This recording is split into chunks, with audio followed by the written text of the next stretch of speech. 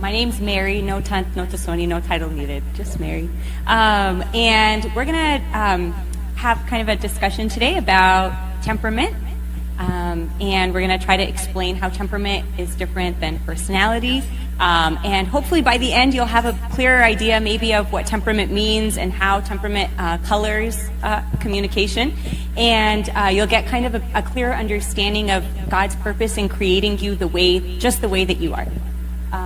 So please stop me if you have any questions along the way, if that's okay, or do you guys prefer that questions stay till the end? Sorry, I'm looking for Marie. No? Towards the, okay. All right, so we're going to start with two quotes by St. Anthony. The first one I don't have up on the slides, so I'm just going to read it to you. The first one says, "He who knows himself knows God, and he who knows God knows also the dispensations which he makes for his creatures." Meaning that the knowledge of oneself is important and integral in being able to discover more about who God is and God's purpose and plan for your life and for all of his creation. So it's not just like some kind of like psychological thing we're going to talk about. It's actually very integral to your spirituality. The other really important quote we're going to kind of use today is, "Our life and our death is with our neighbor. If we gain our brother, we have gained God. But if we scandalize our brother, we have sinned against Christ." Meaning that the way I communicate is not just about how I come across or like what I say, the words that come out of my mouth, but how it's heard and perceived by others. And that is so important because that can cause somebody, it can give life or it can give death. Words can be hurtful and words can be life-giving. So we want to be on the life-giving side of things. And a lot of that is not about, oh, I said this and they just heard it wrong. No. It's being able to cater what you say to the ears that are going to hear. And we're going to talk a little bit more about what that means. There's a wonderful verse in Ephesians 4:29. If you look at like the translation of the Greek, it says, "Do not let unwholesome," so unwholesome means anything foul or profane or worthless or vulgar, "ever come out of your mouth, but only such speech as is good for building up others, according to the need and the occasion, so that it will be a blessing to those who hear." So we see here an icon of St. Arsenius, and you'll often see him in his icons with his hand on his mouth because he's known as the saint who really figured out the whole like mastery of the tongue. And he is often quoted as saying, "Never have I spoken and regretted it, but there have been many times that I've spoken," loosely, that's what he said, "but there have been many times that I've spoken and I have regretted it." So we want to be mindful of our words, we want to be mindful of the way we communicate, and we want to be mindful of the way it's perceived. All right, do you guys know, have you guys ever heard, oh gosh, I don't know what just happened, sorry.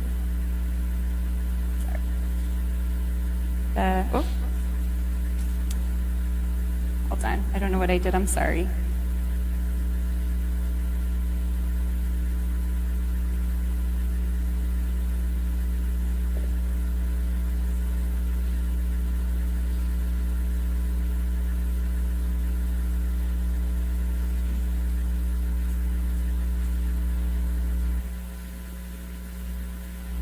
Oh, okay. It just needed you. Yeah. All right, so St. Irenaeus says a really powerful quote, and if you live by this, you're going to live life much more fulfilled.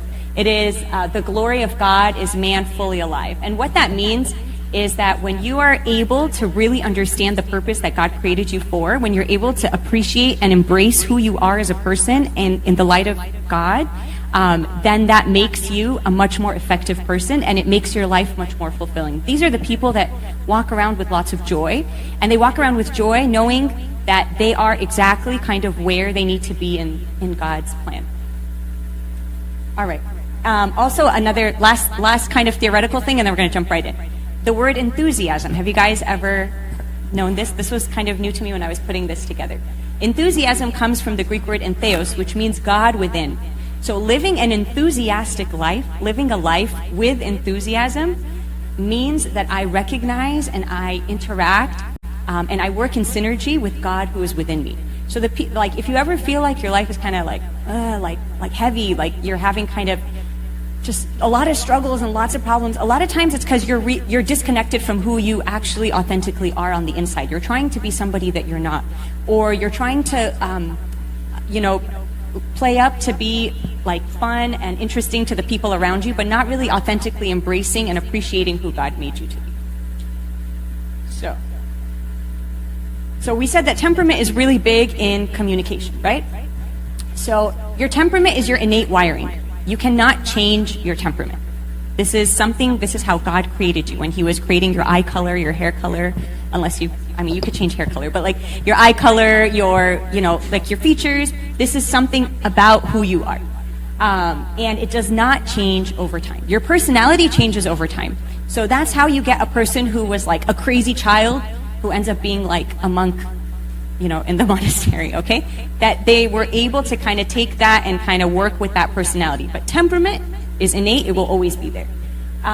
Your personality expresses your feelings and your thoughts. Your temperament is deeper than that. So when two people can say, I'm having a great day, okay, there's one personality that, shows they're having a great day in one way and another in a different way. But the person, like the temperament, is something a little bit deeper than that. It expresses like how you speak, how you think, who you interact with, who you choose to be in your friend group. When you are an extrovert, this is often misused. Extroverts are people who interact outwardly. So like they perceive information in an outward way. So this is the person that when you're watching a movie with, they talk every 2 seconds, right? Because they're oh gosh, I had no idea that was going to happen. Did you see that? Oh my gosh, no, I totally thought this is that person that had like extrovert, they like talk things out. This is the person that needs to talk things out. They cannot like hear about a problem and then just sit there. Like they have to talk it out. How they're going to talk it out, we're going to differentiate. The introvert is the person that you ask, where do you want to go for coffee? And this is what you get. No, I just asked you a question, like, where do you want to go for coffee? Why is that a hard question? Like, I'm not asking you an algebra question. No, well, because I'm trying to think, like, what I have today, how long would it be, who's going, like, so they're going through their checklist internally before. Introverts will weigh and think their words through 1,000,000 times before they open their mouth. Extroverts will open their mouth and talk and then think about how that was not a good idea. Okay? So they are opposite, but you want to know something? That's fine, because that's how God created them to be. And we're going to see biblical examples and church history examples of people who were on both ends and how God used them just the way that they are. Okay? So introverts don't have the upper hand, neither do extroverts. All right. So this is kind of going to guide our discussion today. We're going to talk about, Hippocrates, a long time ago, came up with this idea that a lot of how people interact and react is based on their bodily fluids. So he came up with these really cool ways of classifying people, basically saying which fluids they had more of. So sanguine, choleric, phlegmatic, and melancholic. They're a mouthful and they kind of sound gross. So we're not going to be using those terms too much, but instead we're going to assign each term a color. We're going to say the sanguines are our yellows, the reds are choleric, the green is phlegmatic, and the blues are our melancholic friends, okay? And it's kind of like an axis. So the people on the yellows and the greens are people-oriented. These are the people that will pick people over task day in and day out. If they have something that they have to do, they will only do it if there are other people doing it with them. These are the people that go to bathrooms in groups. They can only make a decision and do something if 10 other people are with them all the time. They have to ask around. Should I buy this shirt? Well, just buy it. No, like I have to ask this person, I have to take a picture, I have to ask. These are the people, they want people with them, and they perceive and interact with information based on the people around them. The other side is the task-oriented. These people will steamroll over people day in and day out to get tasks done. So these are the people that, they have like an important thing that they have to go to attend, but they also have an important assignment due. They're going to do the assignment, and then if they get around to going to that thing, fine. If not, that's fine. They got the assignment done. These are the people that when you sit down for a group project, and you got the yellows and the greens, they're talking, oh, what classes are you taking? Oh, this and that. They're like, okay, what are we doing? What do we need to get done? Who's going to do it? I'm not trying to become your friend, okay? So, task-oriented. Both are needed, both sides are needed, both sides are important, and both sides are valued by God. Extroverts and introverts, we already explained what that means. It doesn't mean that introverts don't like people. They do like people, okay? They just are a little bit They are less kind of, because you do have like the greens that love to be around people, but they just perceive the world internally and then express it externally. All right, so we have a little video. I hope it works. I'm not sure if it will or not, but it's going to really explain a little bit more of these colors really well.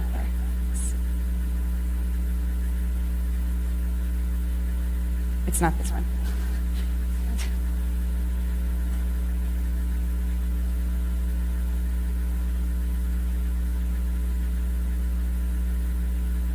Hold on. So there's like music to it, but I think you guys will be fine. You don't need the music, you just need the words.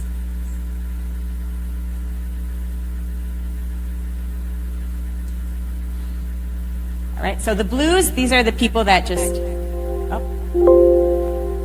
enjoy solitude. That the yellows don't like to be alone. So you see already how that can be problematic. The reds are bossy, but the greens take it.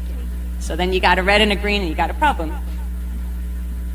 Yellows and greens make really good friends because one, it loves to be around people. They both love to be around people.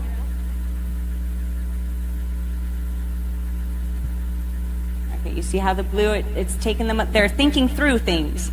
Should I not?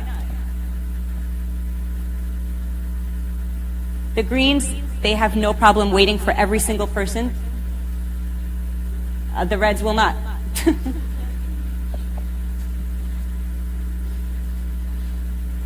The yellow makes friends with the people at the grocery store line.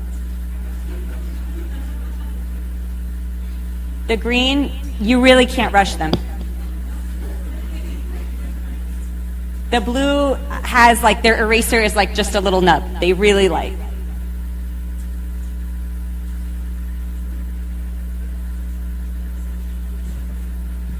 Okay, so you see how. So this is a wonderful book, actually, if you are interested in learning more. It's called I Said This, You Heard That. It's a wonderful woman named Kathleen Edelman who talks extensively about what it means, to have different temperaments and how that all plays out. And we will go back to our presentation.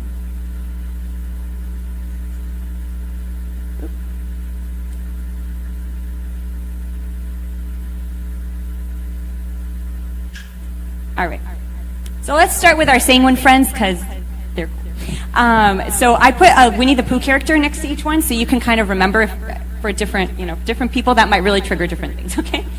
So yellows are our Tiggers. They are a joy to be around. I'll try not to be partial. They're a joy to be around. They are high energy. These are the people that are talking and they're exciting and they love to be around people all the time.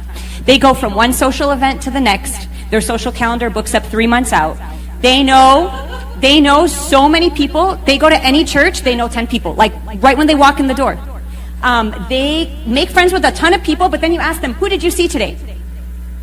I can't remember their name, but it's that girl that the girl with the curly hair. I know her. I just don't. So like the fine details, don't ask. They are very much about living in the moment.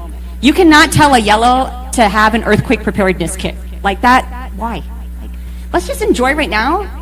Don't worry about it. If there's an earthquake, we learned at school, you just kind of go under the chair. It all works out. No big deal, okay? They're very affectionate. They love to give love, and they love to receive love.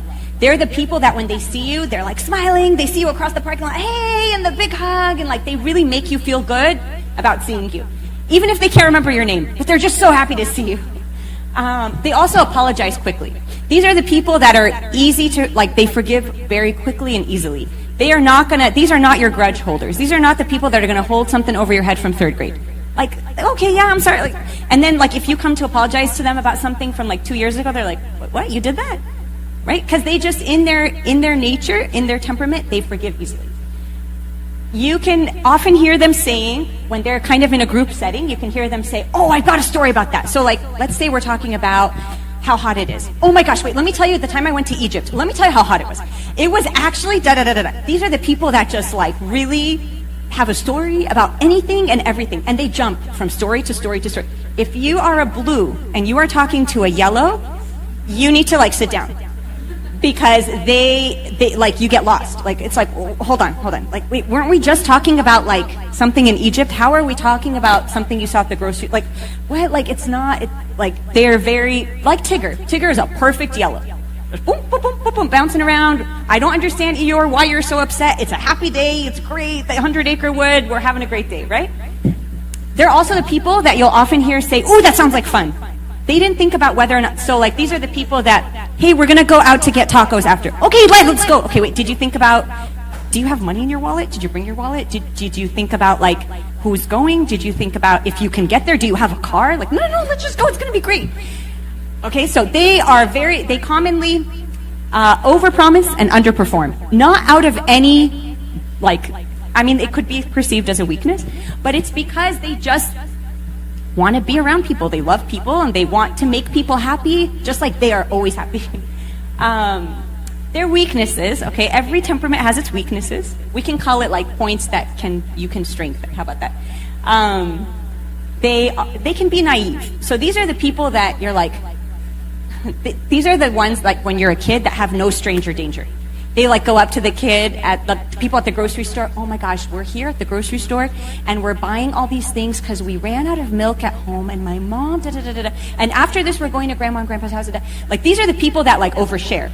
And then you tell them like, no, there's such a thing as like stranger danger. Like, you can't just talk about, do you even know them? Like, no.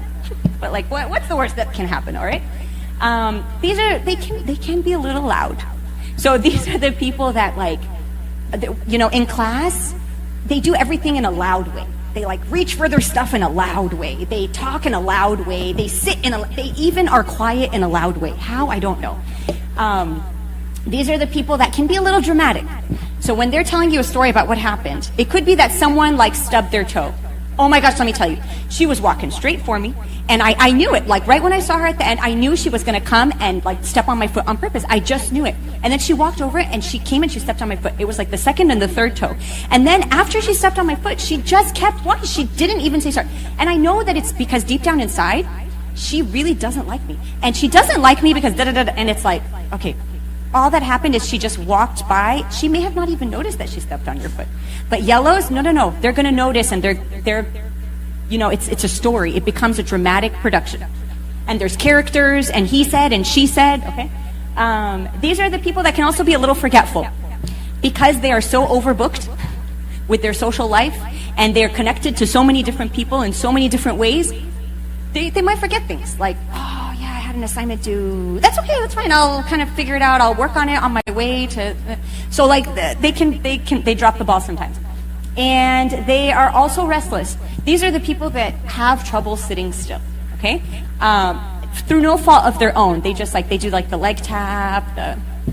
And if it's something that's wasting their time to be social and go do something that's with people, like if they're in a study group with one person who just wants to study and they are sitting there and that person just is sitting there to study, that's like painful. That's like, no, like, do you want to let's stop for coffee. And then after coffee, aren't you hungry? Let's go get lunch. And then we'll go back and study. Don't worry. Like, they're just, and they often can annoy people by asking them, why are you being so serious? It's not a big deal. Okay? You could see how you'll see some of the other temperaments, that just makes their like blood boil. Or they say like, oops, I forgot. What do you mean you forgot? Like, you have something due, or you have like, we said we were going to go and do this today. Sorry, I forgot. I just forgot. But their innate needs, and every temperament, we're going to go through their strengths, weaknesses, innate needs. Innate needs, they need approval. And a lot of times the reason they're overbooking themselves, or the reason that they're overdoing, is because they want everybody to like them. It drives a yellow crazy if everybody around does not like them. If there's one person in the room, they don't even know their name, but they just get this vibe that they don't like them, it drives them nuts. Like, they cannot handle not being liked. They love acceptance, which means that sometimes they can even make a mistake or bend over backwards to do something that they know is not right, just for the sake of fitting in or being accepted. They love attention. It's not that they're like attention hogs, but they're the people that when they're standing in a group of people, and you talk about who's spoken the most, it's probably them. And between every story that everyone says, they share one of their stories because they're just so relevant, you know? They're so exciting to be. And they need affection. These are not the people that you side hug. These are the people that are like, come in for a big hug. These are the people that like, they want, like, they talk to you and they like, yeah, like, and they you can tell they're like really like just, there's like a lot of like good energy. So when they don't receive affection, when they receive like a cold, like, hey, how's it going? What did I do? Are you upset? Is there something I did that bothered you? I'm sorry. And they'll apologize. I'm sorry. I'm so sorry. Like, are you sure you're okay? Are you sure we're okay? Yes, I said we're fine. I'm just having a bad day. No, but like, are you sure we're okay? Because they don't want to not be liked. Our red friends. Okay. So remember, we said the red, so we said yellow is they're people-oriented and they are extroverts. So they're kind of on this side. And the red is also, you know, they're extroverted, meaning that they perceive the world externally. They talk things out, but they are are task-oriented people. All right. They speak the language of power and control. They are not control freaks. They do not want to be called control freaks, but they are confident. Okay. They know what needs to get done, and they do it. And they will pick up your slack if you're not doing it. And if that means they have to call you out on something that you're not doing right, you bet they will. But what about, like, what if you hurt their feelings? No, it's not about feelings now. I'll just apologize later. It's okay. Like, they'll be okay. But this needs to get done. They are very self-sufficient. If everybody in their group project is a complete slack, okay, they will pick up everybody's slack and do it because it's got to be done and it's got to be done right. And that's fine. And you know what? If somebody does it and does it wrong, they'll redo it for them. They are disciplined. These are not the people that throw their alarm clock out the window when it rings for the 10th time. These are the people that the alarm, oh my gosh, I overslept. I was supposed to wake up 5 minutes before my alarm. Now I'm behind. Now I'm already behind, okay? They are persuasive. These are the people that this is like the classic like car salesman. They'll tell you that you need a car even if you were just walking by on your way to McDonald's. Like, I'm not here to buy a car. No, but you need a car. Let me tell you why you need a car. They are very persuasive. They are very logical. These are not the head in the clouds. Let me tell you about the lovely story about this couple that met. No. Very logical. 1 + 2 = 3. That doesn't make sense. I don't want to hear anymore. Like, that just doesn't make sense. And they're very competitive. Reds do not like to lose. They do not like to be told, I did that better than you, or I can do it better. They can be heard saying, how about we do it this way? Like, you'll tell, like, let's say there's a couple and they are wedding planning, okay? And we have like a yellow spouse or a future spouse and a red future spouse, okay? So the yellow will tell them, oh my gosh, like, I'm thinking like we can have like this and then this and then this and then, oh, what if wait, hold on. Do you know that I went to a wedding the other day and like it was so fun because everybody really enjoyed like the coffee bar and it was really nice and people hung out at the coffee bar.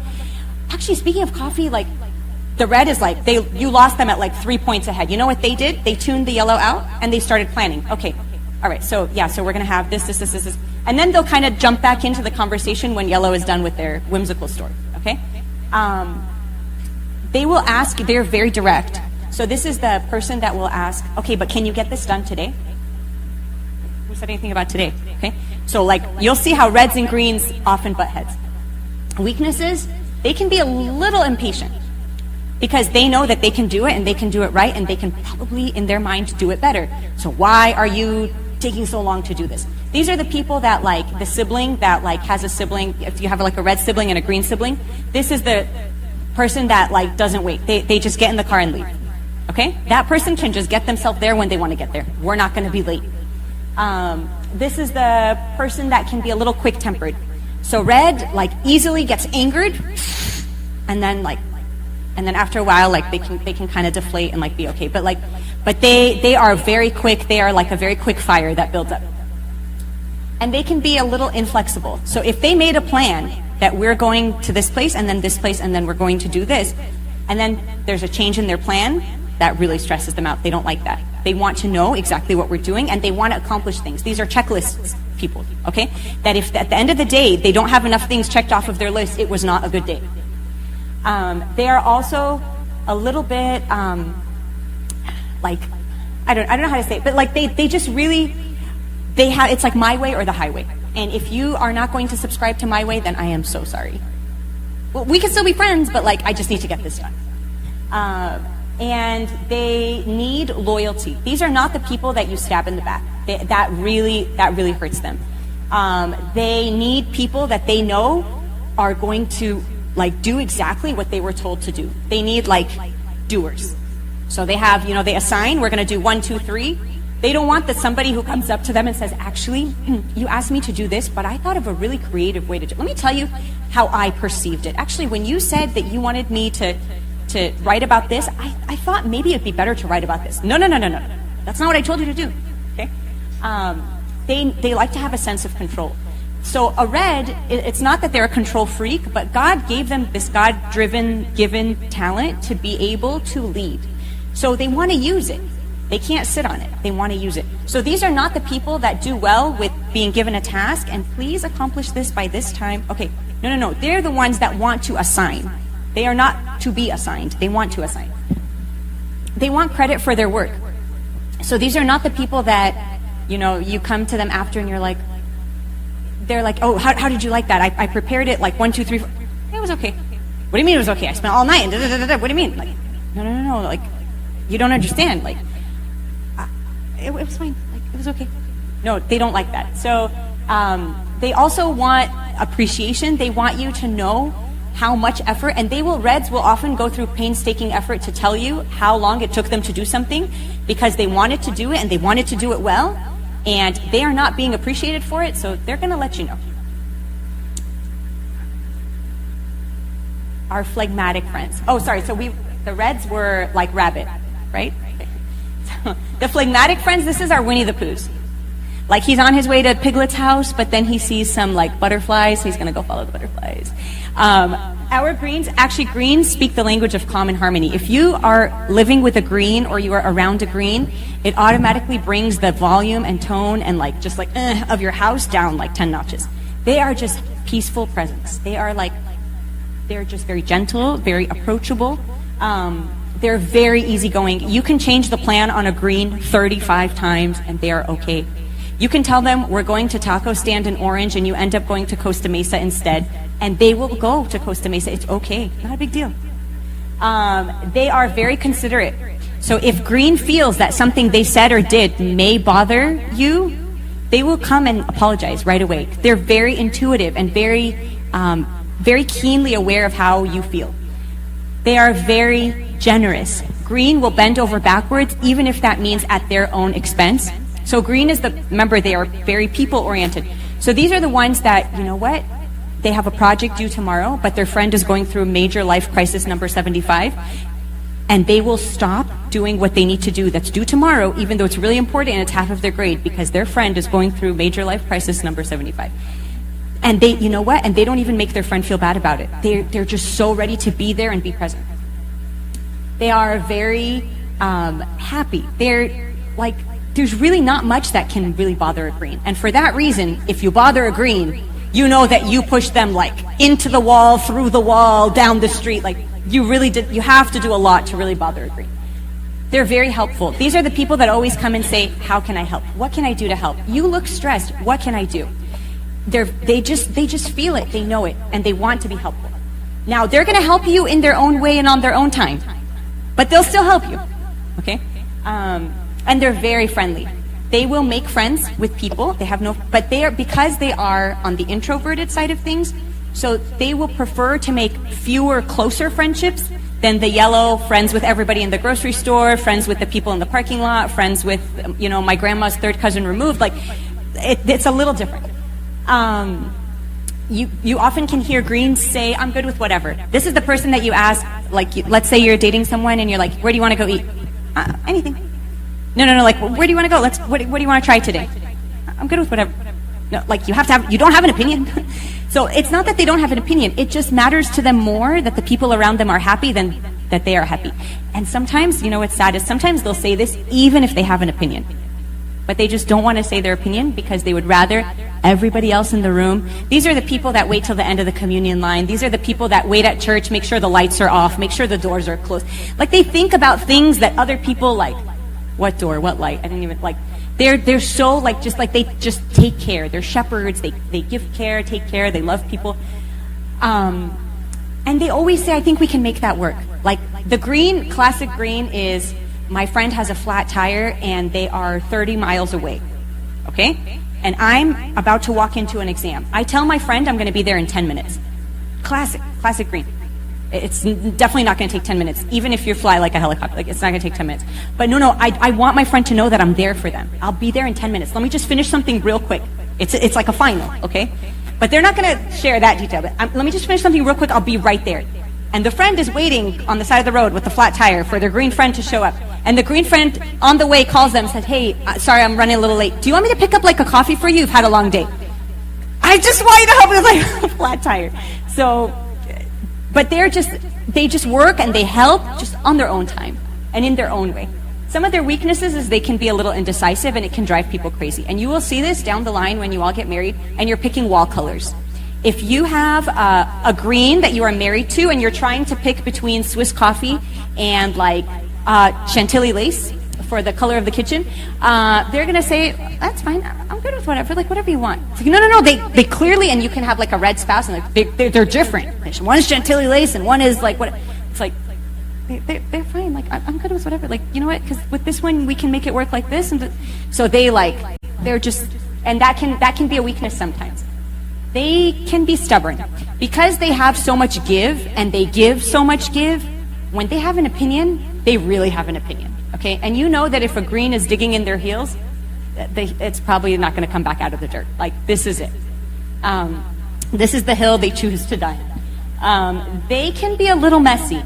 Because they are so busy taking care of everyone and everything else, the room is kind of on the back burner. My car, my trunk, it's okay, like it'll get cleaned when it needs to.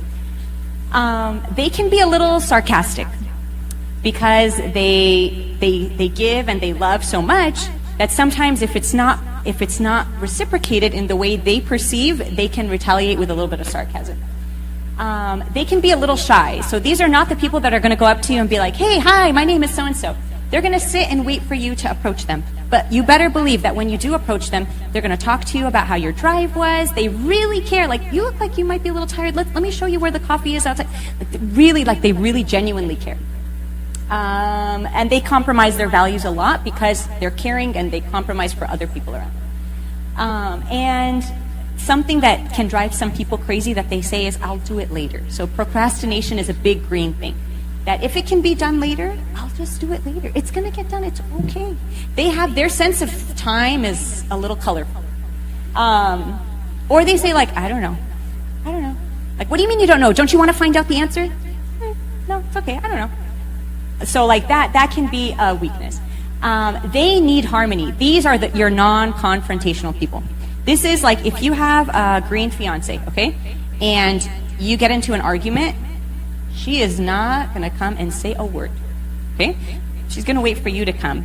And when you do come, and you come in a way that the green will perceive as okay, then they'll feel safe enough to start opening up and sharing.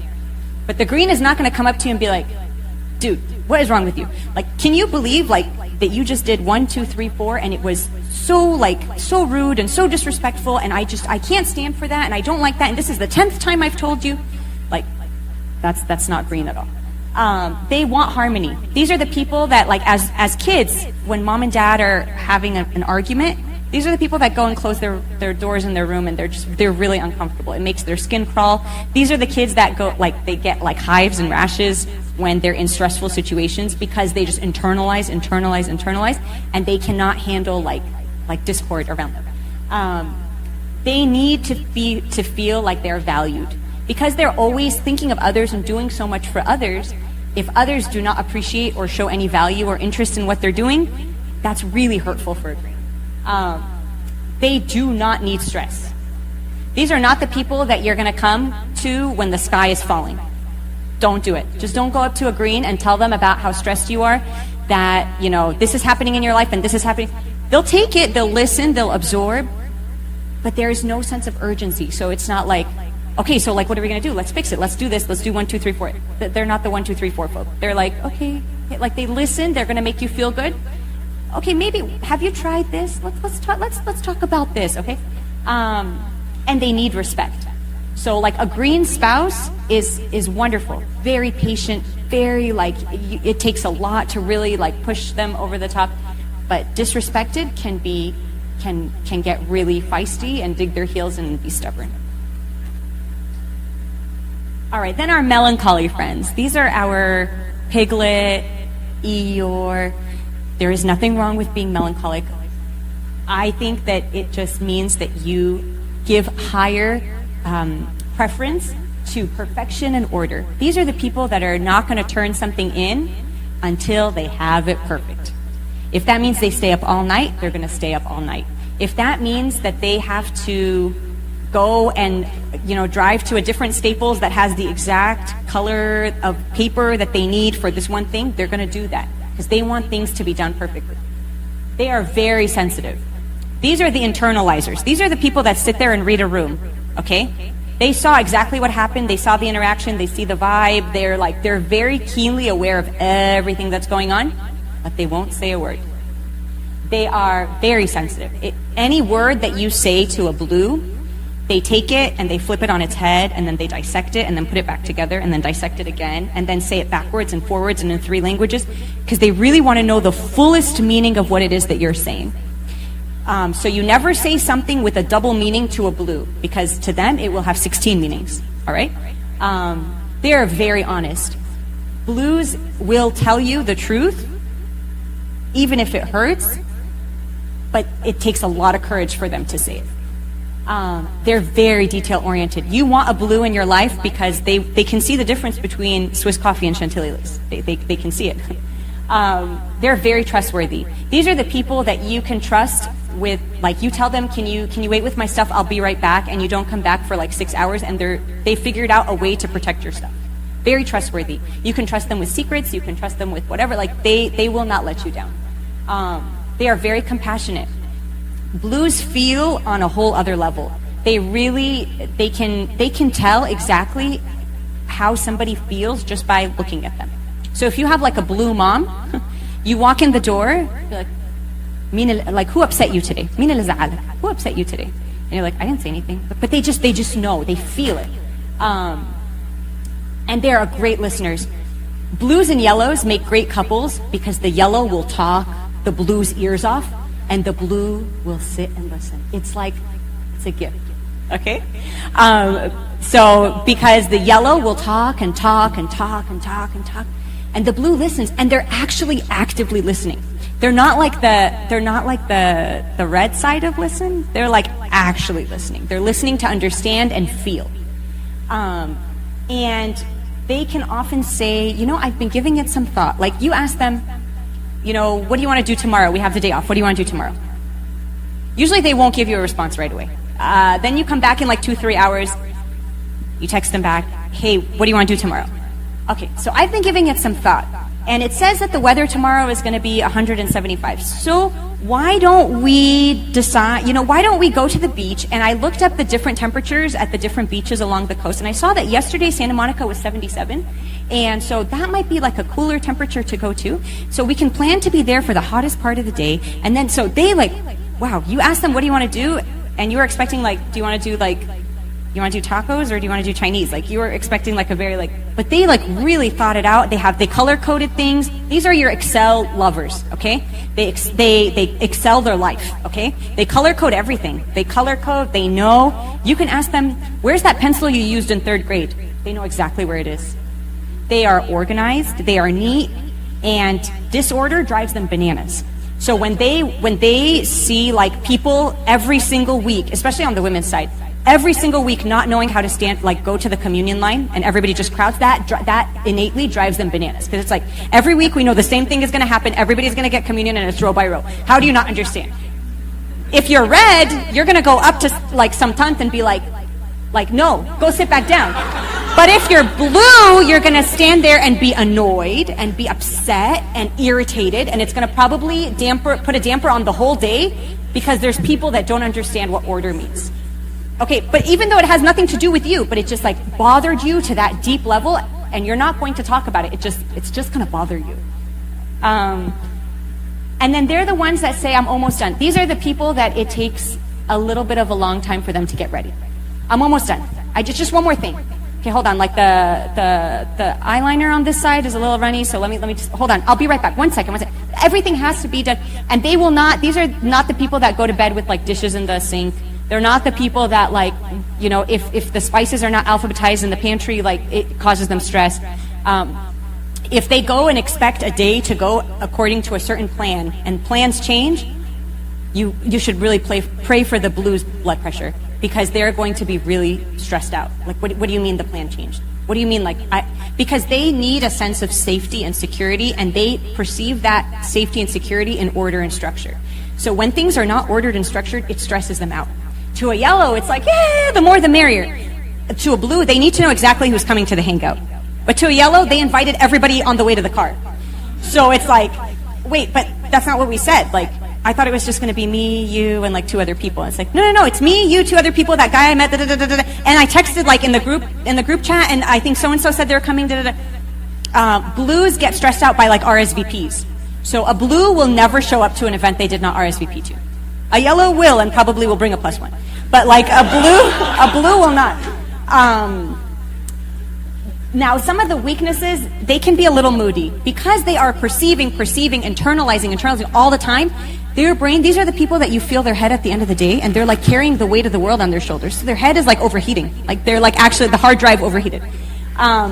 They can be a little moody because they're upset about 25 other things that some other temperaments may have not even noticed. Okay? They're upset because they expected this to happen, and they had this disappointment, and it's disappointment after another, so they can become a little negative and moody. These are people that become a little jealous, okay? Because they're doing things to the perfection and to the T that they know. So what do you mean somebody is doing it better than me? I'm trying my best, I'm doing the best that I can, and I did it with so much like care and concern. These can be the people that are a little pessimistic. These are the sky is falling a lot, okay? These are the people that have a lot of drama in their lives. This is the friend that calls you up with new drama every single day, and you're like, how can you have so much drama in your life? These are the people that like, the smallest thing can be a very big thing because they perceive it on such a deep level. They like, their senses are very heightened. So like loud sounds are very loud. Loud places are very uncomfortable. Lots of crowding, not their thing. And another weakness is they often feel very misunderstood, that there is nobody in this world that understands how I feel. Because to them, their feelings are something very sacred, and they hold very close to them, and they've gone through a lot of analyticalness to get to how they feel. So for a blue, like, they really feel, when they say that, they really feel that nobody understands them. And they worry about things. These are the people that worry that they're going to be late. After they're done worrying that they're going to be late, they worry that, the car's going to break down because it was making that funny sound yesterday. And then they worry, these are the people that are constantly, because they're worrying about so many things, they're in like constant, like there's a lot of anxiety there. So the innate needs that they have, though, these are the people that need safety. These are the people that really need, like one of the things that Sarah was talking about yesterday is how like the home should be a safe place, right? These are the people, if you marry a blue spouse, they really like, that really means a lot to them. That they can come and they can share, they can just be themselves, they can unwind. That's like blue, like top blue need, okay? They need a sensitive person. If they're telling you about how the sky is falling, don't laugh. Don't be like, oh my gosh, again. Didn't you have like the same problem like 3 years ago? Like, what is your problem? Like, no. These are the people that really need, see, you can tell she's not a blue. Or she is a blue, I don't know. But these are people that like, really like, come on. They really need that sensitivity. They need the support. These are the people that like when they're grieving, they don't want a lot of people around them, but they want the people around them to really be there and like really like stand by them. These are the people that need their space. They don't do well like siblings, that like a blue sibling and a yellow sibling, if parents make them share a room, it's like a punishment for the blue because they want their space. A blue that, has to go on a church retreat and they get stuck in the church van in the back left corner. That's like the whole time on their way there, they're like heavy breathing. They have anxiety. This is a 15 passenger. We have 17 people plus luggage. Like, they're like, it's really like uncomfortable, and that person sneezed on their way into the van, so we are all gonna get sick by the time this retreat is over. So they have a heightened sense of problems that can happen. These are the people that COVID stressed out the most, okay? And it was really sad because for blues, they really, really, really assumed the worst was gonna happen. Like, this is gonna be really bad. This is the end. This is the end, right? And so, like, they're married to, like, another color, and they're like, woo, you know, we're going to have a socially distanced birthday with 75 people, but we're all going to be 6 feet apart. And they're like, I'm not going. Like, I can't. You're not in my, like, circle or whatever they used to call it. And they need silence. Blues, when they come through the door, so if you marry a blue and they come through the door, do not stand at the door waiting for them to tell them every single thing that happened that day. Don't do it. They need to come in. They put their keys in the spot that the keys go in. They take off their shoes. They wash their hands, probably. They go change. They go unwind. And they come out when they are ready to come out. But if you are yellow and you are following them around as they put their keys in, I don't know, I might know a yellow, and you're following them around as they're doing stuff, that stresses out the blue a lot, right? Because they just want some space. They want some peace. They want some quiet. These are the people that when you do like quiet time at the retreat, peace out. I started quiet time 2 days ago. Like, I'm good. All right? But yeah, I'm good, right? These are the people that they really like to sit still or sit silently in church is not a struggle. And they can't understand why people around them cannot be quiet. Why can't you just be quiet? Why can't you just stop talking? Just stop talking. Right? So blues like so that's our lovely blue friends. Okay. Now, so 3 important principles moving forward. Now that you've kind of heard about the different temperaments, and you kind of probably have a pretty clear idea of which temperament you kind of associate the most with, do not say, well, that's just who I am. So yellows cannot, every time they forget something, be like, well, I'm sorry, I'm just a yellow. I forget, sorry. I tried that with my kids, it doesn't work, okay? So you can't just say like, sorry, that's just me, I'm sorry. You gotta try to work on it. The red cannot just steamroll over people in the name of getting it done and be okay with, like, that's not okay. Do not put people in labels or boxes. Do not say, oh, that looks like a red. I am not dealing with that person. You can't. God created us to live in community and to live in harmony. So you need to figure out how to deal with this person. You marry somebody and somebody from your in-law side is very on the opposite side as you, temperament-wise. You have to figure out how to deal with them. You can't just be like, oh, sorry, you know, blues and reds are on opposite. Blues don't deal with reds, okay? And do not look down on other temperaments. So I tried to be unbiased when I was talking, but you know, it comes off the way it does sometimes. Sorry, but do not say like, oh my gosh, yeah, obviously you're having life problems because you're a blue. Blues, you know, the fact that this chair is kind of an off color from the rug is a problem. Like, so like you need to really be sensitive to other people and appreciate that that's how God made them and that's okay. Do not try to make everybody the way you are. Do not try to change people to be how you are so that you can deal with them. People don't need to go through like orientation to become like in your circle of friends. You don't need to like orient them to how to be your friend and then they just accept people the way that they are. Accept that there will be people that love loud. They love their favorite time at Disneyland is at 9:30 when every single person on the face of the planet is trying to exit from 2 different like sides of the park. And there's 1 million people and they just attended Loudfire. That's like a vibe. And they like meet everybody on the way to the tram and they see somebody 10 rows down and they're like, hey, that's the person that was standing like 5 things ahead of us.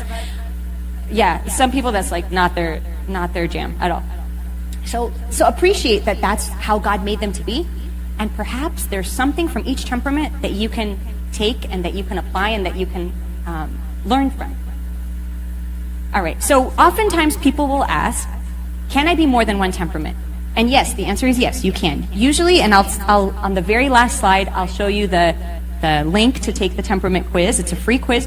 And I didn't put it on earlier because I knew that's what you would be doing during the whole talk, so I waited to do it at the end. So can I be more than one temperament? Yes. Usually you have a dominant temperament and then like a secondary temperament. Some people even have 3, okay? But usually the way that kind of works together, like for example, I'm a yellow, green. I won't tell you what percentage, it's embarrassing. But like, I'm a very yellow with a little bit of green. And so my little bit of green helps to kind of ground me just a tiny bit, okay? As opposed to somebody else who can be a yellow but with a side of red, That's a little different, okay? So there is, and that's beautiful that God created that and that God designed that, and it creates very strong bonds of harmony. So then it says, I took the quiz at different times in my life and I got different results. I thought temperament was innate. So somebody might take the quiz today and it comes out that they are red and blue. And you're like, what? I totally thought I was like this and this. It's like, no, because you probably answered with some bias. And this happens a lot in life, that we, especially some temperaments are more inclined to do this than others, that they become more biased. And they have a stronger bias because they're trying to mask something that they are not proud of. So this happens a lot with negative qualities about a temperament that people try to kind of suppress. It could also be a result of trauma in life. So this is like the kid that was always told by his parents, sit down and be quiet, but they're a yellow, okay?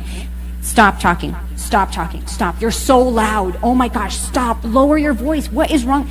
So what happens to that yellow is that sparkle will start to dim just a little bit.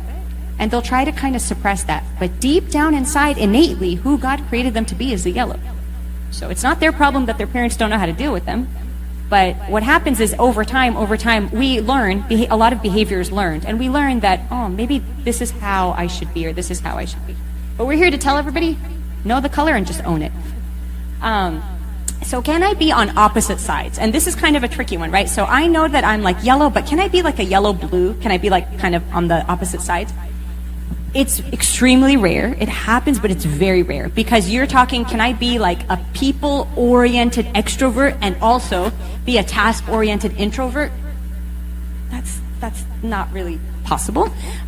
You might have a little tiny bit of a certain quality of a temperament, but that does not necessarily mean that you are opposite. Usually it's the temperament that neighbors you. So you're either like a yellow-green or a yellow-red or a red-blue or a red-yellow, or so it's usually like the ones that border.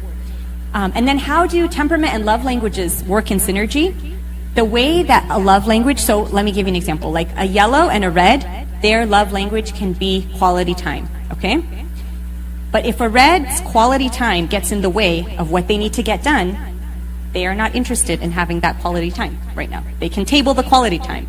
But a yellow, oh yeah, bring it on. And let's have more quality time and more quality time. Let's say you have a blue and a green, and their love language is gift giving, okay? The blue will receive a gift and will sit and think about why you gave them that gift. The way that you did, how you wrapped it. What are they trying to say by the gift that they gave? They really, really read into it. The green will appreciate the fact that you went out of your way on a Saturday when you only have one day off in the week, and you went and you got that gift.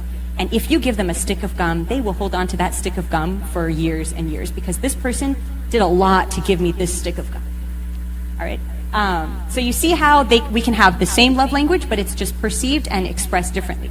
A person can express love in different ways, and the key is that you have to learn to express love in the temperament of the person that you are trying to love. So if you love a blue and you're trying to love them by being around them all the time, you're going to suffocate them. Okay? And if you are a red and you're trying to love somebody by telling them exactly what they need to fix in their life, you will probably push them away. So you need to love in the way that they perceive love. Now, the most important relationship that we work on in our life, and it's a lifelong process and journey, is our relationship with Christ. And Christ, what's really beautiful is he is the fullest expression of every single temperament. Christ was the perfect green, he was the perfect red, perfect blue, and perfect yellow. The perfect yellow, he had thousands of people around him all the time and was not like, stop, like people were pulling at, like, he was not like, excuse me, like, what's going on? Like, what? There's too many people, disciples, I need like a 6-foot radius, right? He loved people, loved to be around people, let the children come to me, and okay? But he was also a blue. He would retreat. He knew when he needed to retreat. He was a green. He felt the needs of the people on a very deep level. These people have been with me for several days, and they're probably hungry. The disciples are like, send them away, they'll find something to eat. No. Let's find a solution to this problem. And he was a perfect red, and he was very structured and organized. Christ is the ultimate organizer. He would send the apostles 2 by 2, and he had a system, and they came back and they reported and said, this is what happened. He had a process. I'm going to be going to this town, so I'm going to send them before my phase 2 by 2. I'm going to give them a list of exactly what they should and shouldn't do. I'm going to be very clear about my instruction, very orderly and organized. So when I look at my temperament and I want to learn how to be a better blue or how to be a better yellow, I look at Christ. How did he do it? And that's the kind of the ultimate example that I shoot for. Oh yes, he's blue, that he was able to like retreat. So I understand how Christ fills and meets all my needs. There will not be a single person on the face of this planet that will fill and meet all of your needs, not even your spouse, ever. It's just impossible, because we have this infinite need for love, and the only person who knows exactly how to fill that is Christ himself. Once you learn that, you're good to go. But a lot of times what happens is I look to my spouse or I look to my life partner as somebody who like needs to like give me, I need this, and it's still not filling exactly, because they're trying to love you in the way that you should be loved, but they're unable. And that's when I should have from the beginning looked to Christ as, okay, he's the one who will love me exactly how I need to be loved, because he knows every single in and out of my temperament. And I should use the strengths of my temperament in my relationship with Christ. We're going to talk about that in the next slide. And I need to work on the weaknesses I have. I can't just say, oh yeah, I'm a yellow, so I don't remember details. Or, oh yeah, I'm a green, I'm just always late. Okay? I can't say that, I can't do that. There's a lot of words on here, but just bear with me. So the yellow, if we look at a really good example of a yellow, is St. Peter. St. Peter. Jesus, if that's you, command me and I'm coming out of the boat. I'm coming to walk on water. Okay, did you like think about it? The disciples are probably like, what is wrong with this? Okay, I'm coming for you. I'm coming for you, Jesus. He's the one that if everybody else denies you, not me, I got you. I got your back. He speaks and then thinks about what he just said. So these are people that easily engage in worship. These are the people that if we're having a retreat, yeah, I'm going. Woohoo, fellowship. These are the people that are very inclusive. You want these people on the welcoming committee in the church. You want these people in different services because they will make everybody feel like they are their favorite person, even if they don't know their name, but they're just going to make them feel loved. They love to see the best in people and in situations. It's a very hot day, okay? And we're all uncomfortable and it's hot. For yellows, yeah, it's hot, but isn't it so nice how the sun is just shining so beautifully, and like it just like the heat, you just feel the heat and the warmth. Doesn't it feel like the warmth of God? And other people are like, oh my gosh, I'm like suffocating. But they're just like, they see the best in everything. They can be having the worst day ever. They had a flat tire. They failed the test. But you know what? At the end of the day, it's okay, because tomorrow is going to be a new day. And that works really well in our relationship with God as well. Because these are the people that when they fall spiritually, they can get back up. Like St. Peter. He falls, gets back up, falls, gets back up. Why? Because he knows it's okay, there's hope. There's hope. And the favorite, in the asterisk, I put on the bottom of each one, the favorite thing that each temperament will love about heaven, and I think for the yellows, just to guess, is that we'll all be together. Right? We're all going to be together all the time. Isn't that great? Now, some of the spiritual struggles that yellows will have, they will struggle with quiet time. These are the people that want to do quiet time in groups. These are the people that want to pray in groups. They have a really hard time standing in front of God and speaking, and I can't hear him talking. So these are the people that need interaction. They struggle a lot with integrity. So their integrity might be questionable at times because they are seeking approval so much. They struggle with consistency. Yellows will start thousands of projects and finish 2 of them, because they overpromise and underperform. And they're easily discouraged sometimes because I tried to fast, but every time I try to fast this fast, usually by week 3, but then you tell a yellow, okay, but let's try, okay, so I'm going to pick up and I'm going to try again. For a red, and the reason why this is important is because our marriages that we are hoping to one day have they're not just for company and for kicks and giggles and having a good time. It's a road to heaven, okay? So if I understand the spiritual element of this, it really informs the rest of how I live my life. The reds are like St. Paul, okay? And the reds are like, yeah, St. Paul's our man, right? Because he was, you know what? Mark left at that time when we were serving, so we're gonna have, there's like a little bit of beef, and then Mark's gonna go his way, and I'm gonna go my way. See you later. What about his feelings? Like, weren't you worried that he was gonna be hurt? No, that's fine. Like, we'll make up later, but right now I gotta get to here. I have 3 missionary journeys to do. I got stuff to do, okay? They love and they thrive in spiritual rule. The Reds are the ones that go to their spiritual father and say, give me something to do. Tell me exactly what I need to do. They love that. They love structure. They love the order of it, and they love the checklist aspect of it, that I can do this, and then I do this, and then I do this.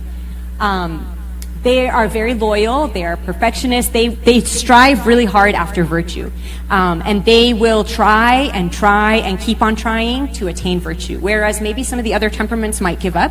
So if you're a Red, be encouraged. That's something that God gave you to help you on your path to heaven. They're very autonomous. Reds, like, you can tell them, I need you, a father of confession can sit with a Red and say, by the next time we meet, let's make sure that we read, the epistle to the Colossians and the epistle to this, and he'll give them like checklists. By the time they come back, they've done those and some. And Abuna doesn't need to kind of text them reminders. They just know, like, this is what I need to do. But some of the problems sometimes, and one of the things, the thing they're going to love about heaven is it's orderly, man. Nobody goes out of turn. Nobody goes out of the way. Nobody's in your space. Everybody knows what they're supposed to do. Everything's on time. If there's no time. But some of the struggles that Reds have is they struggle to ask for help because they know how to do it. So if you're a Red and you're having a spiritual struggle, you want to make sure that you try to kind of tone it down a little bit and work on that weakness and humble yourself to be able to ask for help. Reds will try to fix it. I can fix it myself. The Red is, I can do it myself. All right? But that do it myself, go-getter mentality can only take you so far.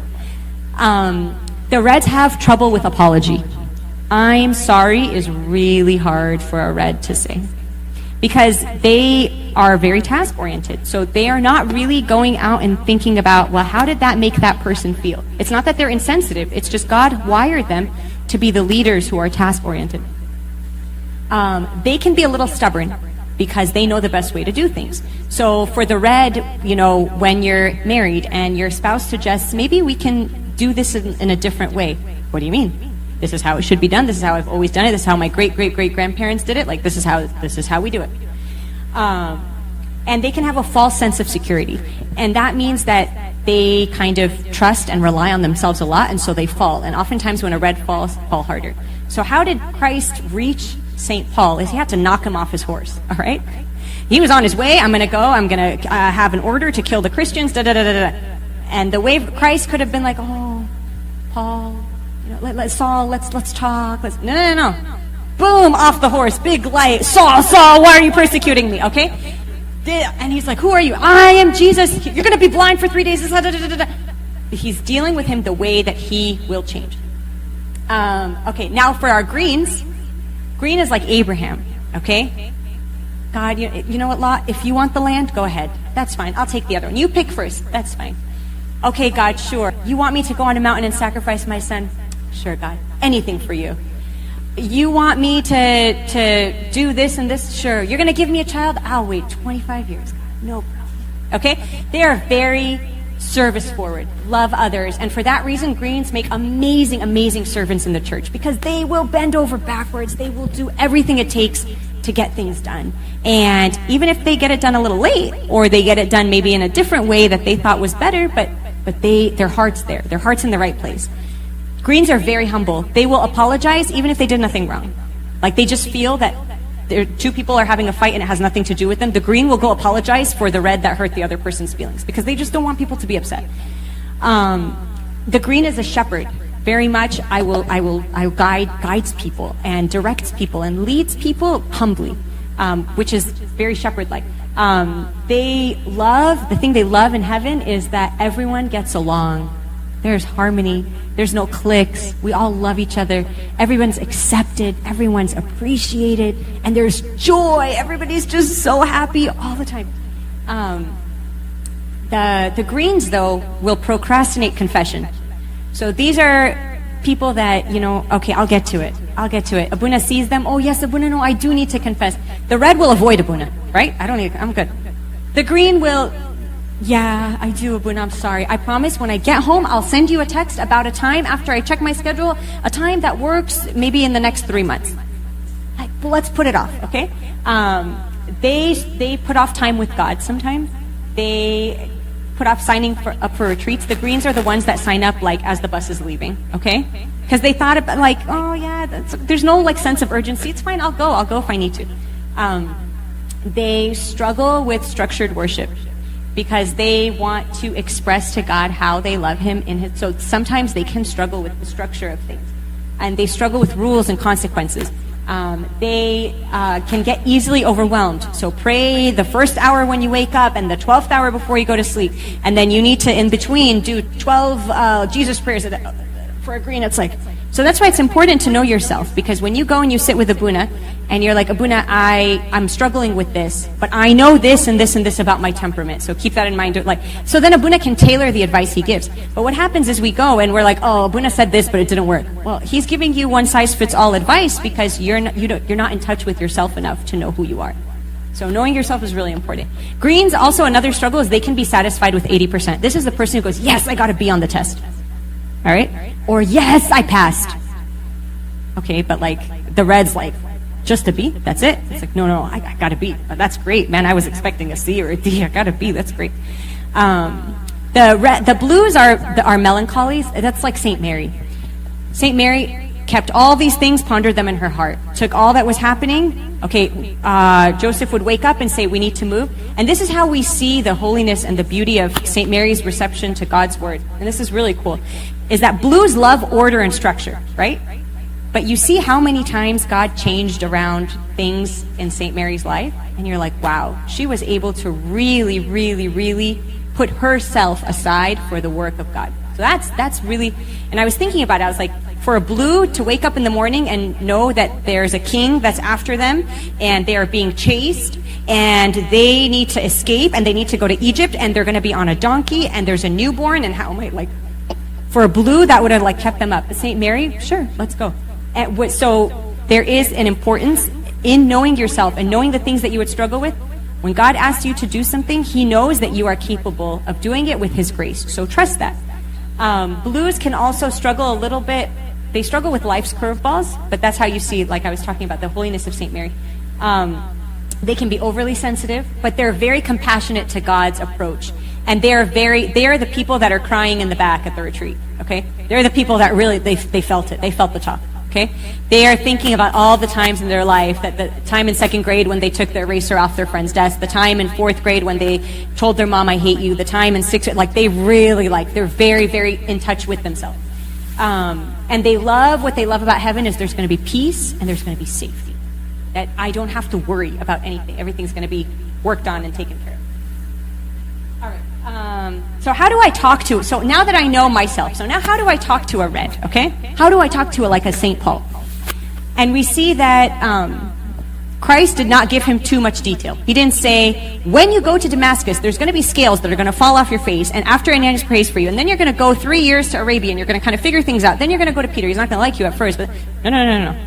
He gave him high level. Boom, boom, boom. Go here, then you're going to go here, then you're going to go here, and this is going to be, and you're a chosen vessel, you got this, go. All right? Reds need to know, so if you are wedding planning with a red does not want to know all of the minute, they don't want to know that the napkin is going to be folded over twice and then put over the plate or on the side. They don't, that's a detail that they're okay not knowing. They just want to know what time, the schedule, the program, is this kind of thing covered, is this covered, is this covered. Reds, you need to make sure that at the beginning you do not come at them, you come to them.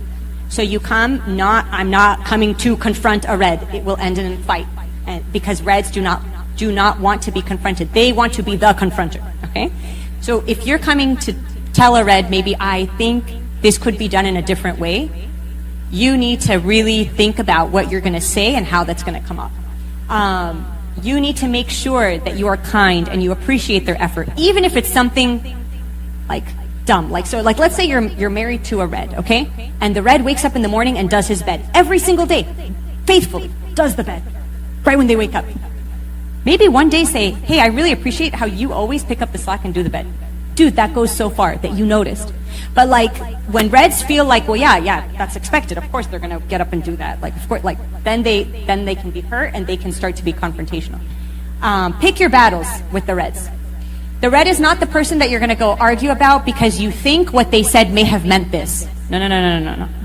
Because it's going to end in a big fight, and it's going to blow over all this stuff, okay? So you want to make sure that you tell the red, okay, I was thinking, and I was a little hurt by what you said, because this is how I perceived it. But I know that you are a very careful and thoughtful person. So can you help me understand a little bit of why you said what you said? Or can you maybe rephrase it for me so I understand it a little clearer so we can get this done or do this or end it with a task, you'll be good.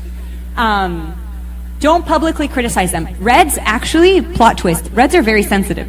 They don't show it, but they're very sensitive. So they get hurt when they are criticized, or when you tell them, when you point out their mistakes in front of people and you put them on blast, that hurts. And they will retaliate just in their own way.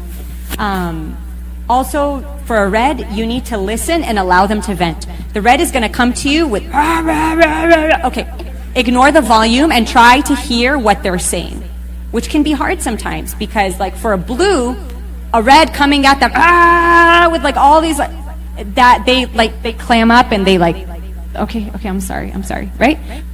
But if you can get past the volume and you work with them on listening to what they're actually saying, then you can actually maybe get somewhere. Trigger words. Don't try. These are like the do not says to a red, okay? I can do that better. Or you are wrong. Or why are you so pushy? Or why are you always in such a rush? Or you just need to calm down. That's the worst thing you can say to a red. Just calm down. Just can you just calm down? Oh my gosh, they will eat you, okay? And then if you come up to a red and you see that they're doing something and they have a plan in their mind exactly how they're doing it. They are carrying a 60-pound box and they figured out how they're going to do it and they're doing it. Don't come up to them and be like, hey, can I help you? Like, how can I help? No, they got it. They know. Please move. That's how you can help me. Please move. And then you go up to them like 2 steps later. Are you sure? Because that looks really heavy for you. I got it. I know what I'm doing. Okay, but like, I was reading an article about like back pain, and usually back pain starts when people... And then that's when you get the red, like, I told you I can do it, let me... Okay, if you respected yourself, and 10 steps before, you saw, you know what, they're carrying a heavy box, and they want to carry this box. Let them do it. Pick your battles. Next is our yellow friends, okay? How do I talk to a yellow? And we see this in how Christ restored Peter after the resurrection. Christ was very gentle in his approach, conversational. He took him to the side. He talked to him. Do you love me? Do you love me? Like, and it was like, if he did that to any of the others, or like if he did that to like a red, he's like, why are you asking me 3 times? I already told you I loved you the first time. But Peter thought about it. Oh man, and then like, of course, Jesus, you know I love you. And like response and give and take. Peter, you're going to, Peter, the devil has asked to sift you as wheat, but here's what I did. I prayed for you and and I know that you're going to do not, conversational. Jesus was very conversational with Peter. So it's all about story and conversation. Do not go up to a yellow, and when a yellow asks you, how was your day? You say, it was good. Like, no, tell me about your day. I mean, it was like, whatever, it was fine. Oh, you must be upset. Okay, tell me why you're upset. Why are you upset? I'm fine. It was a good day. I'm fine. Like, I went to school, I came back. Okay, no, but like, what happened at school? Like, so yellow, they want conversation. They crave that connection through conversation, through detail, okay? Even if they're not going to remember a lot of what you told them, but that's how they're connecting. Try not to exclude yellows. I know that yellows can sometimes be a little much to have at functions, to have in places, to have at home, okay? Try not to exclude them. I know that it takes a little extra effort sometimes from some of the other temperaments, but try really hard to engage them. The thing that hurts them a lot is when they feel that they're left out. So if you can involve a yellow in any way, try to, at the expense of not hurting like how they feel.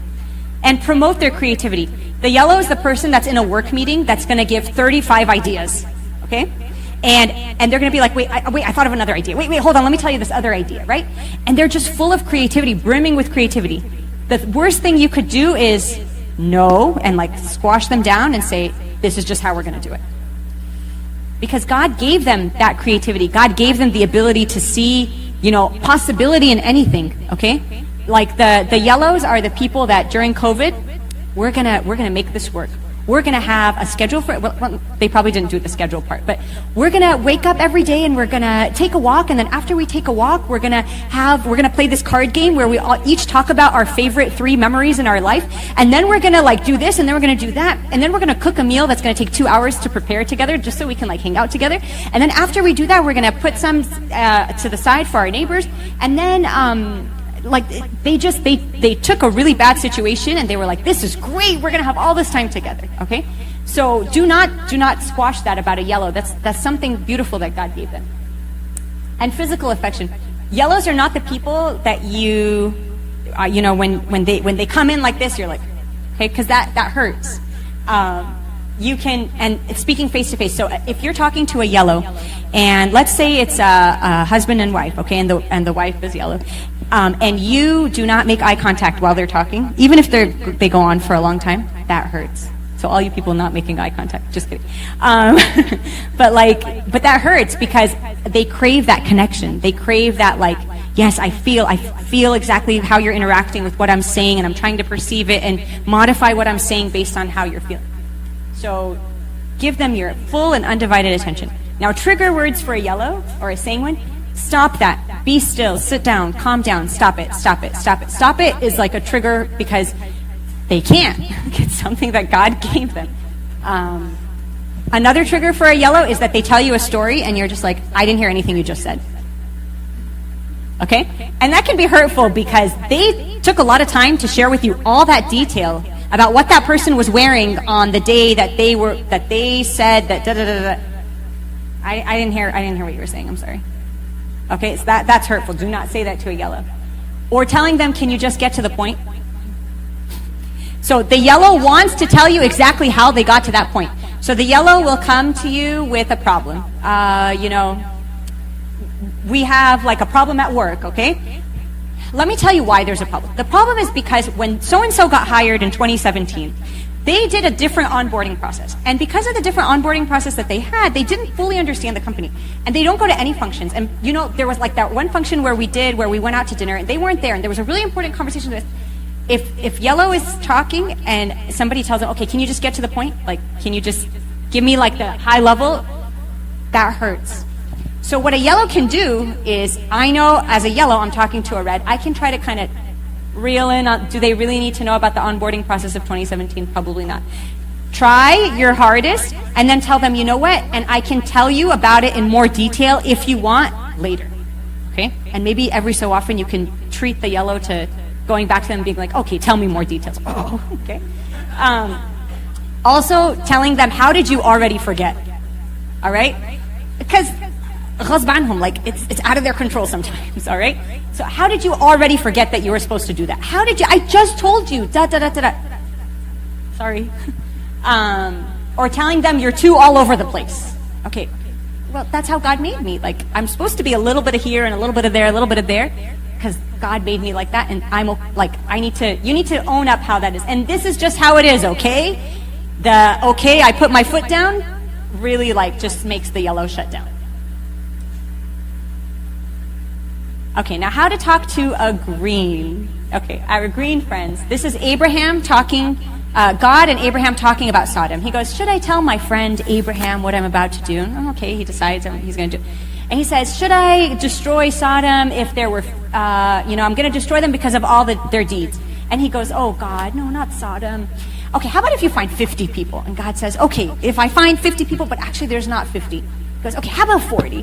How about 30? And like conversation, give and take, and very much about making sure that there's harmony at the end, that's the end result. You see that when you talk to a green, if you come in with tone, the green shuts down right away.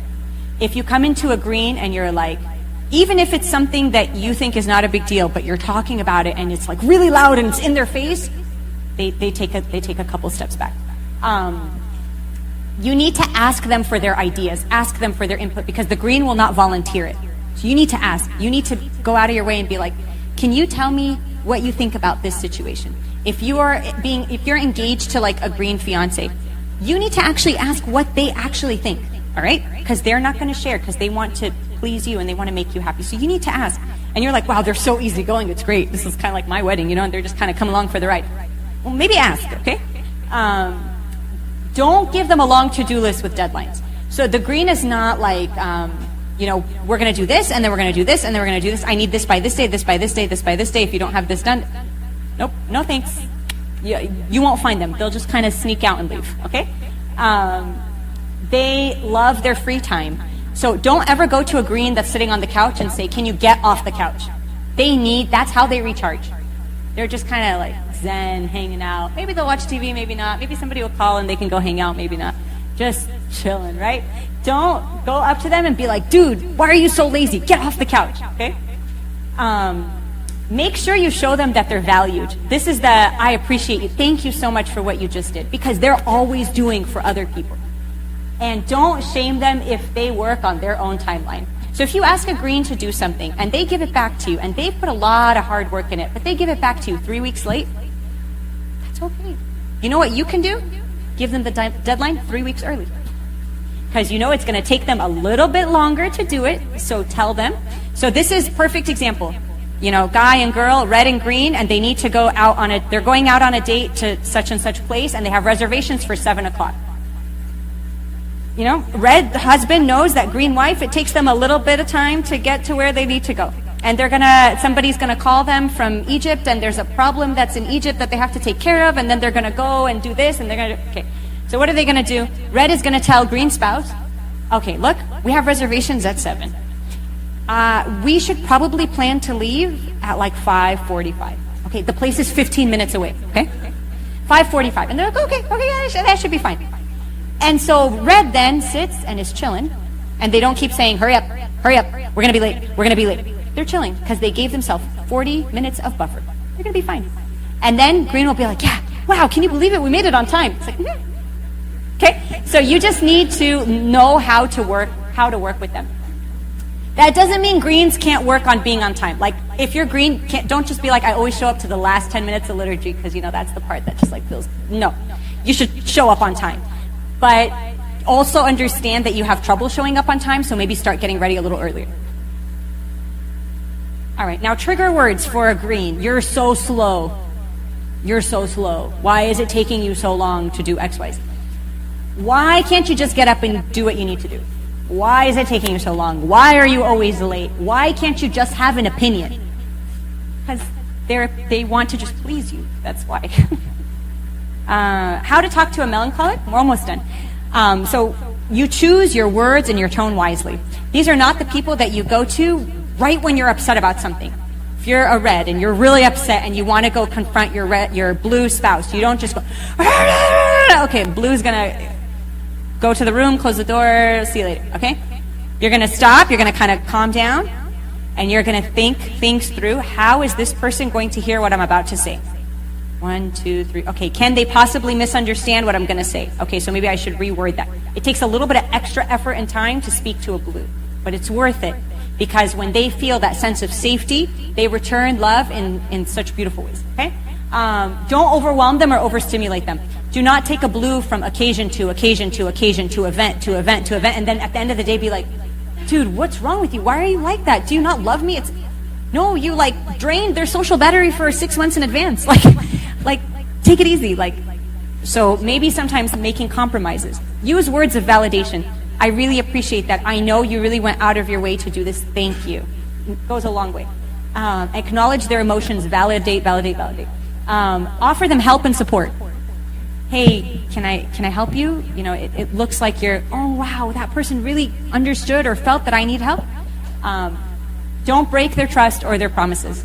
And don't jump around from topic to topic or change plans suddenly. All right?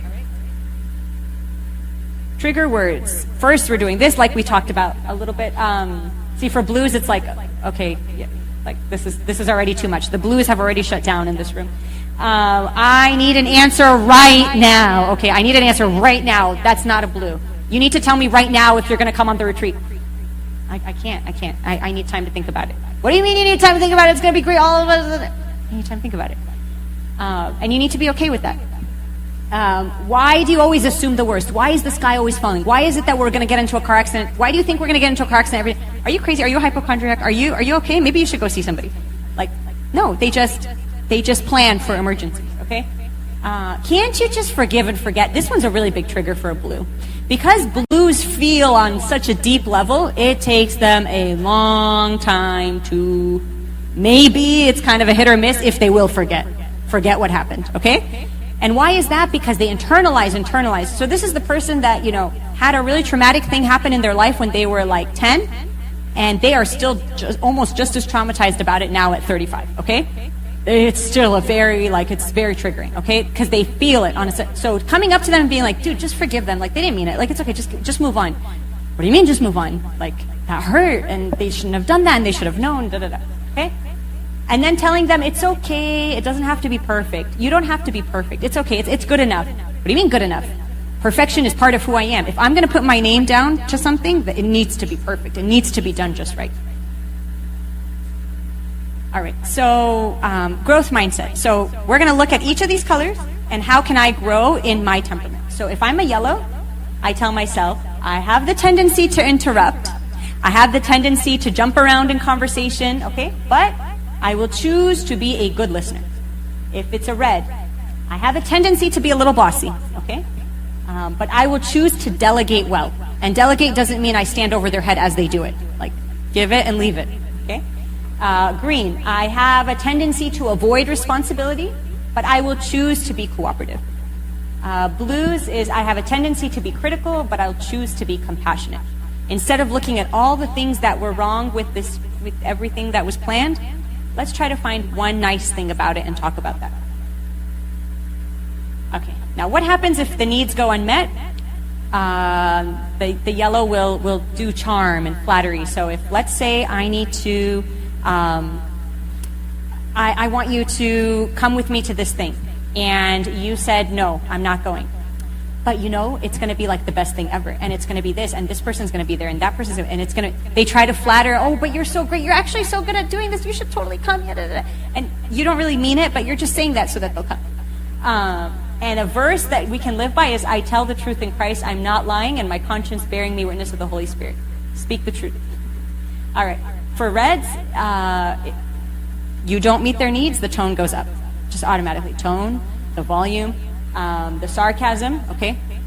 So maybe something I can live by is, my beloved brethren, let every man be swift to hear, slow to speak, and slow to wrath.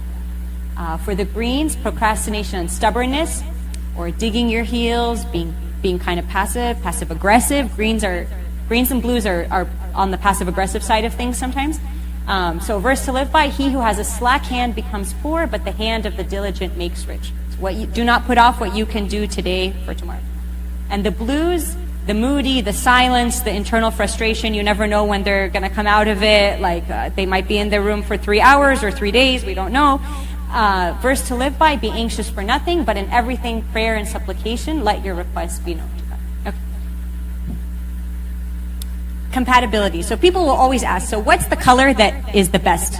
What color should I try to kind of pursue, or what makes the strongest combinations?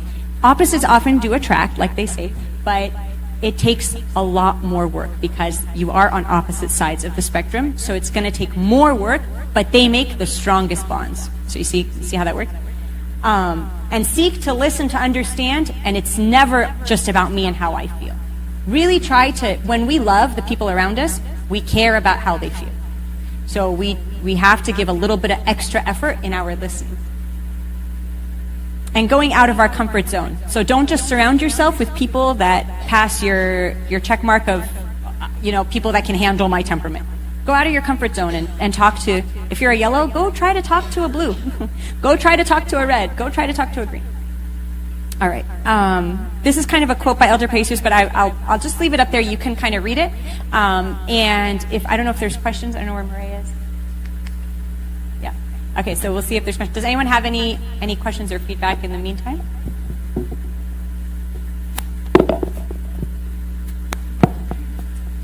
I think lunch is ready. So is it okay if we do questions after? There are a few questions. Maybe let's take 2 questions. Okay, sure.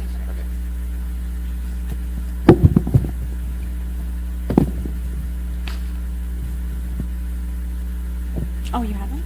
Here, Andy said he has one. Do you want? There. Okay. Thanks. All right, so one question. Is there a fifth color? I find myself having a healthy amount of each element for all colors. So for you, perfect. I will tell you to do this. Take temperamentquiz.com. Take the temperament test. It will tell you what the strongest of the temperaments that you have is. And it's going to, the colors that they have are a little different than the colors we were using. So they're going to use sanguine, phlegmatic. So try to remember what those words, what colors we associated with them. So there is no fifth color. Can an avoidant person be with an anxious person?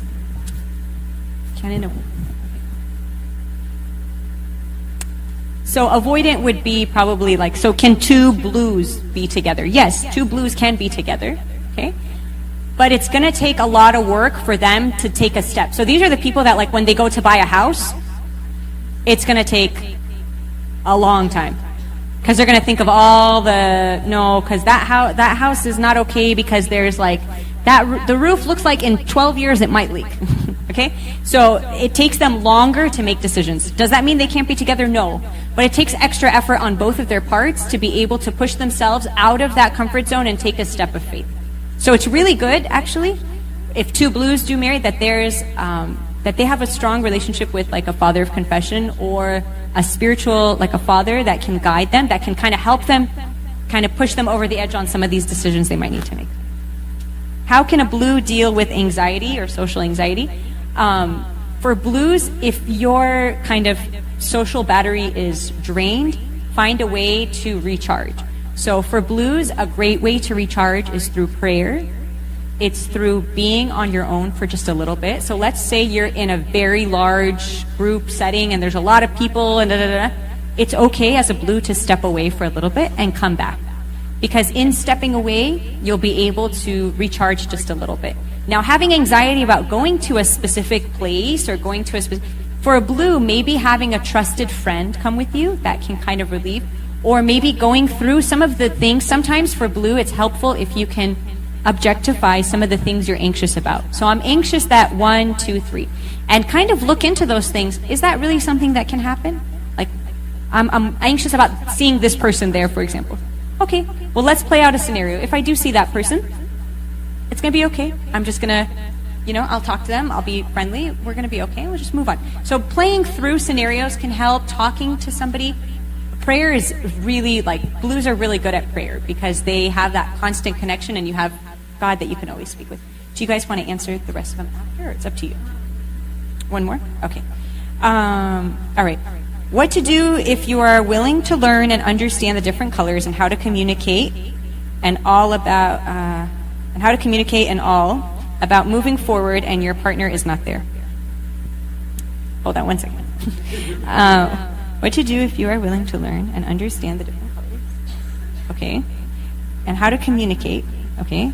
And all about moving forward and your partner's not there. Oh, okay. So if you're kind of at a place where you're ready to kind of work on this color thing, and I believe, but your partner, I'm thinking that this is what this person means, is that they're not there. They don't want to kind of participate in this.